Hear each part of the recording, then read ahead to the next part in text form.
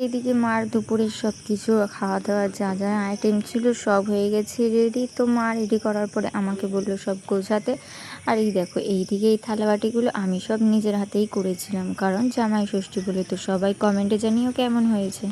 তো তারপরে আর কি মা বললো যে এবার বাটিতে সব জিনিসপত্র সাজিয়ে নিতে, কারণ দুপুর হয়ে গেছে খাওয়া দাওয়ার জন্য। তো তার জন্যই বসে পড়েছিলাম সব জিনিসগুলো গুছাতে।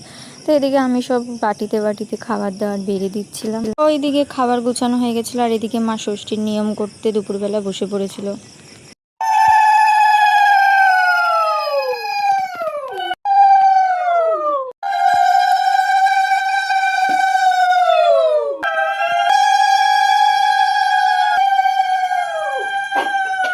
তো তারপরে ওইদিকে ষষ্ঠীর সব নিয়ম করা হয়ে গেছিলো দুপুরবেলা, কারণ ষষ্ঠীর তিথি যেহেতু তাড়াতাড়ি ছেড়ে গেছিলো, তাই দুপুরবেলাই এবার সব নিয়ম করে নিয়েছিল।